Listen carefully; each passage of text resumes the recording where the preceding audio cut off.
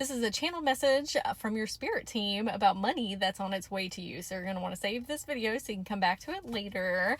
And I'm going to be reading from my notes here so I stay on track. So when I went into your energy field, we were on a pirate ship and we were looking for treasure, or the money that your spirit team was talking about. And you were looking through a telescope. You know how they look for different locations on the ship. And I asked, what direction do you want to head in? And while you were looking, you said, I see an island with lush green canopy. So think about all these trees with leaves. Maybe they're palm trees or other type of trees, because we're kind of in the tropics. And so we started heading in that direction. You said, onward we go. And then we docked the pirate ship on the beach and put the anchor down. When we are walking across the beach and we're about to go into the tropical jungle, if you will, there was a lot of briars and just overgrown foliage. And so we were having a difficult time making our way in. And you started to look around and say, oh, I could just chop it down, like with a machete or something. And you say, wait a minute, I don't want to do that. I don't want to hurt the baby plants. He said, I can use my magic to simply move them. And I said, yeah, of course, we're in the etherics right now. You can do anything that you want. And so you started to move all of the plants out of our way gently to create a path for us to walk through. Now, that is symbolic for not having to hack away at old trauma wounds, behavioral patterns, triggers, and cycles. Instead, we're going to be meeting them with love and compassion and grace. So, okay, it's giving Indiana Jones now. We're going on a archaeology discovery adventure. So we walk into the temple, and on each side of the opening, there are torches.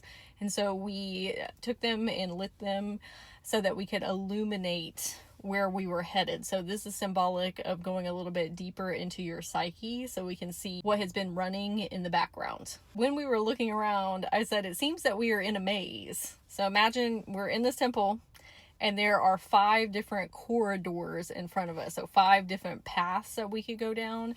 They are completely dark. We cannot see what is in them. So it's going to be up to fate where we go, because we don't necessarily have a map. And you said, what if it's full of booby traps? What if we pick the wrong one? Because, in movies, we see that all the time of people that are coming in as a group and they split off, and then something terrible happens to one of the groups that's going down one of the corridors, and then the other corridors lead you to where you're going. And I said, well, what if all of them lead you to the same place? And your awareness is what chooses the layout. Kind of like if you're in a video game, you get to decide whether you're playing on easy or hard mode. And then the video game adjusts the layout depending on what option that you choose. So that is what is known as the observer effect. If you have heard that in quantum manifestation or quantum physics. So we're going to explain what that means more in depth, the observer effect. If you see all of the potential paths laid out in front of you in the quantum field and assume they are riddled with challenges, and there's, let's say, a 1 in 5 chance of picking the right one, that is the experience that you will have. So this looks like different decisions that you can make in life, different options, different pathways.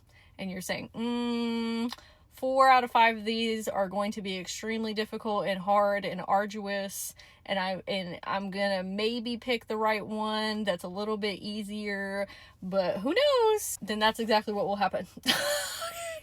But if you observe that all the paths are going to get you to where you want to go easily and effortlessly, they may just look different to your ego mind, then that's the experience that you'll have.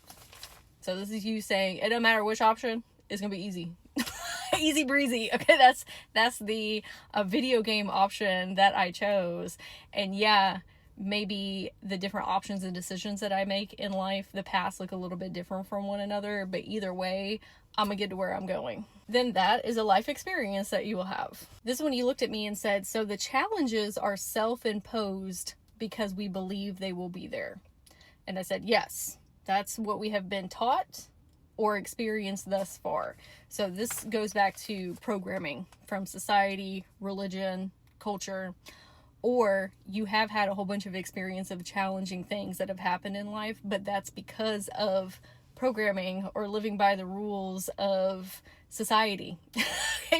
by other people's paradigms, where you can come in and choose a completely different layout to your game of life, but you have to have an awareness of what is happening on a bigger scale. You get to choose the rules. Just because other people are over here doing that 1 in 5 game of chance and saying all of these are riddled with booby traps and it's going to be difficult and I might get the easy one, that's what they got going on over here. That doesn't mean that it applies to your life. You can code in whatever type of video game that you want to experience. So I'm going to give you an example of that. That would be the difference between somebody saying life is full of disappointments. Somebody said that to me the other day. I said, that's for you over there. Life is full of disappointments, or life is full of blessings, opportunities, and whimsical experiences. Now, what is life going to reflect back to each one of those persons? Whatever they are coding into their video game. And this is when I said to you, you assumed that you needed to go on a treasure hunt to find the money, the finances, the opportunities, the blessings. What would you like to assume instead? Now that you understand that you are the programmer of this video game, you are creating this experience. What do you want the rules to look like? And you said, I had the treasure all along. And this is when you and I left the temple. We didn't even go in there. Okay, deeper into your subconscious and psyche. You said, oop, I'm good. And so we go back to the pirate ship and walk down into, I don't remember, the bottom of the boat. Where like the crew hangs out. We walk down there and it is so full of gold doubloons and gems and crystals and money. It's just overflowing down there.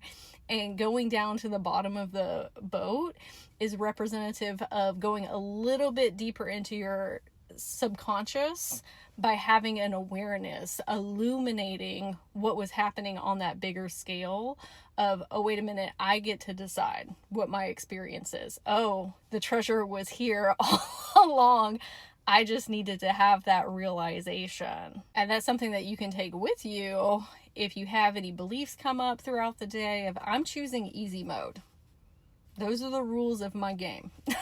I understand that I am Source playing this character during this incarnation.